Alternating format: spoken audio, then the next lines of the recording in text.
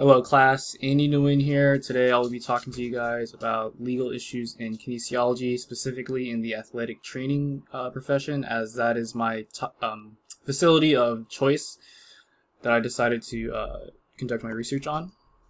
So like I said before in my intro, I decided to do the athletic training room as my facility. But let's first define what an athletic trainer is. An athletic trainer is a highly multi-skilled healthcare professional that has been recognized by the American Medical Association, the Health Resources Services Administration, and the Department of Health and Human Services.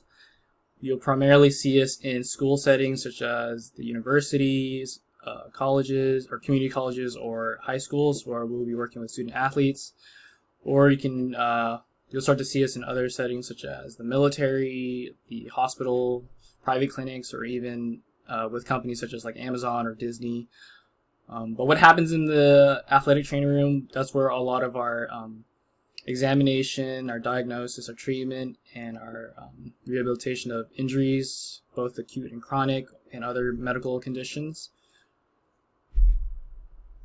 So in a lot of my research that I've found regarding athletic training in the court cases, a lot of it primarily centered around negligence, which is pretty much when a professional does not meet the standards of care or does not perform what they're expected to do at a competent level, or if they just completely ignore or don't even do it.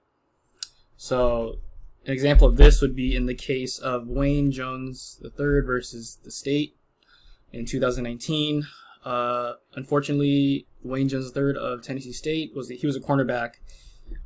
During a practice in 2012, he was doing a deep ball drill, as the case described it. He caught the ball, and as soon as he caught the ball to run straight ahead, he just collapsed on the floor.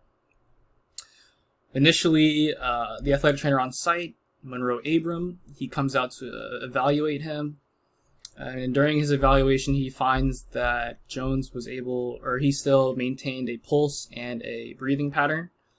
So with that being said, an AED was not signaled over, as he didn't believe that, or didn't think of cardiac arrest as being one of the possible differential diagnoses. Shortly after that though, he began to seize and shortly passed away after.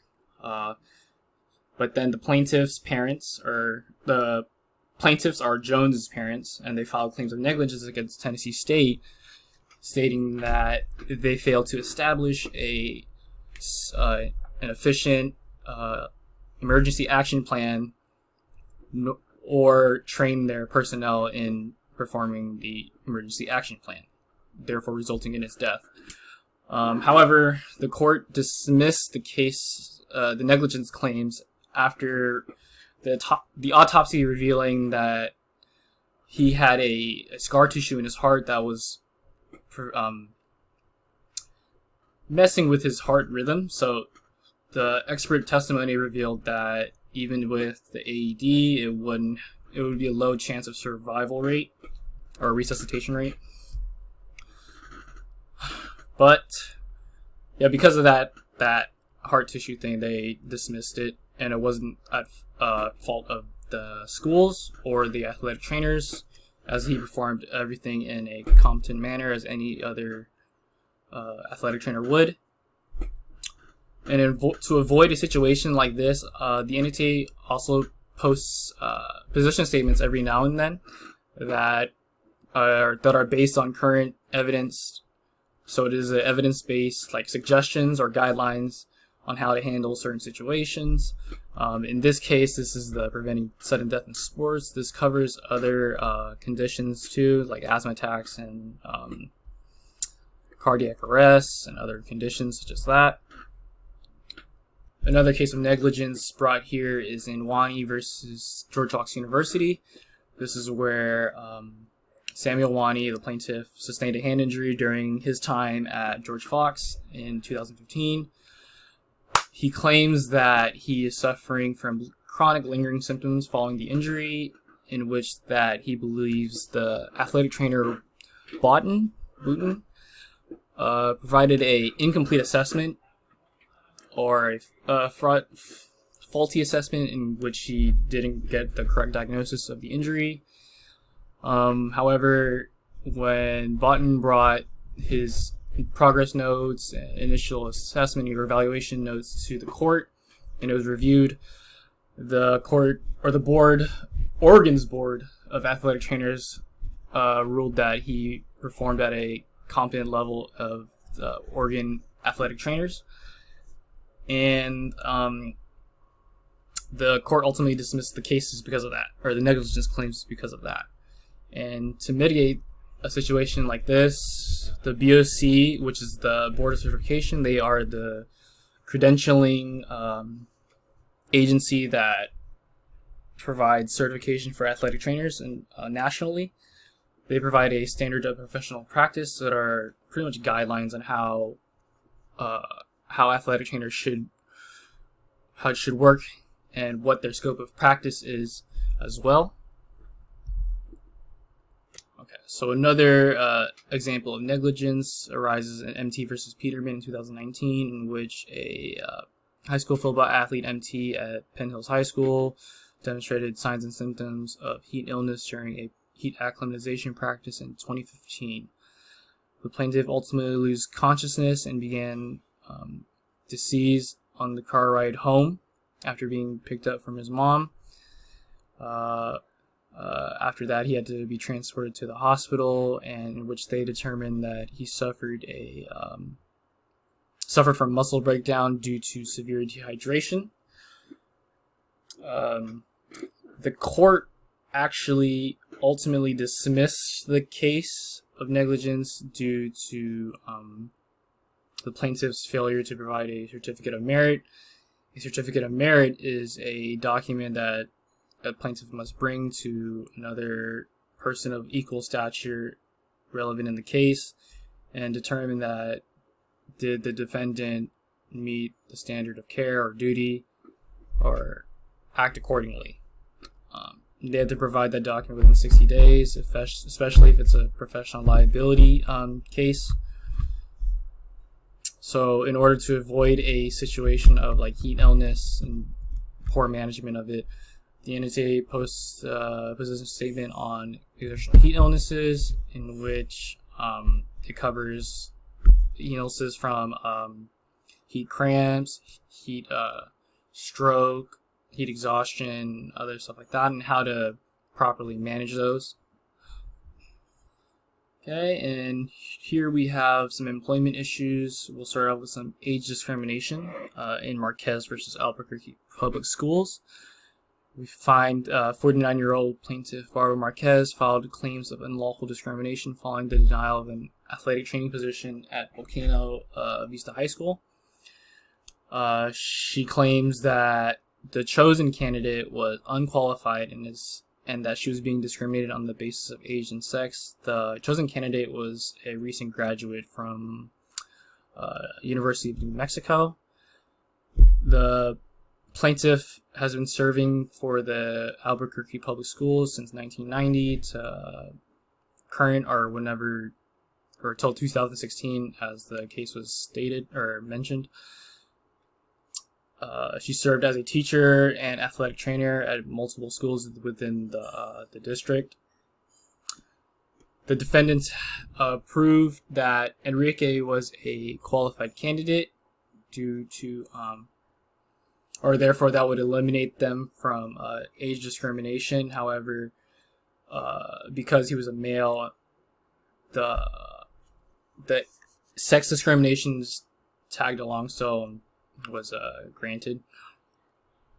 To avoid a situation of age discrimination, we could utilize the business necessity defense that has been marked in the textbook, which pretty much describes the relationship between job performance and job requirements. So, for example, I could say having strength to work at a fitness club just to move weights around. Good example of that. Okay, and another employment issue, this time it's specifically on sex discrimination in Bowen versus Methodist Fremont Health. Plaintiff Serena Bowen was terminated from her position as athletic trainer by the defendants Methodist Health, Fremont Health, Community Health, and Midland University. She served as a athletic trainer at Midland University. At the health hospital, she served as a student registered nurse. The plaintiff believes that her termination was on the basis of sex, as she was replaced by another male candidate. So in sex discrimination cases, the plaintiff has to fulfill 4 requirements.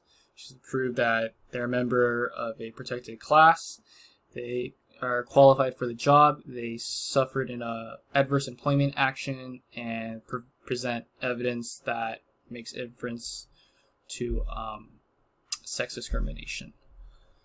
To mitigate that, research shows that diversity training could be employed for employees and employers to address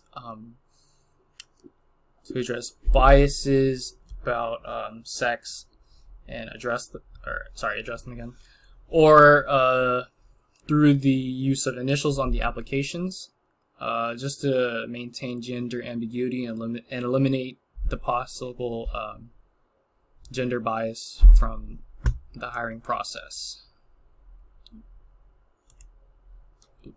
So here we have a sexual orientation discrimination case in Radis versus Eastport, South Manor. The plaintiff, Catherine Radis, identifies as a lesbian and part of the LGBTQ community. She served as an athletic trainer and a full-time health teacher at Eastport High. The defendants, or the school board, they voiced their concern to the plaintiff regarding her availability for after hours for practices or football practices and weekend games. They decided to open up a full-time and a part-time position, in which the plaintiff agreed to the part-time position. During her tenure in the part-time position, she filed a claim of sexual harassment against the custodian. Following that, she experienced a reduction of hours, and she believes it was due to her sex and sexual orientation. The court dismissed the claims as the defendants were able to, or the defendant's concern over her availability was valid, and rather than discrimination. So the NATA LGBTQ advisory community actually posted a blog about promoting an inclusive environment for all, including patients and healthcare professionals, by addressing LGBTQ harassment and biases. So my future goal is that I want to be a head athletic trainer, operating my own athletic training room. I felt that this class was exposed me to a wide spectrum of potential legal issues that I need to be aware of and keep my colleagues, my staff, whoever accountable, just so we can avoid any legal situations like that. I found that the risk management section was the most intriguing, as I felt that a lot of athletic training cases revolved around negligence. So we have some biblical verses here. Owe no man anything but to love one another, for he that loveth another hath fulfilled the law, from Romans. I took this as we have to utilize our God-given talents and skills to serve and love one another, as God has taught us that we should be serving our neighbors, and especially the ones in need.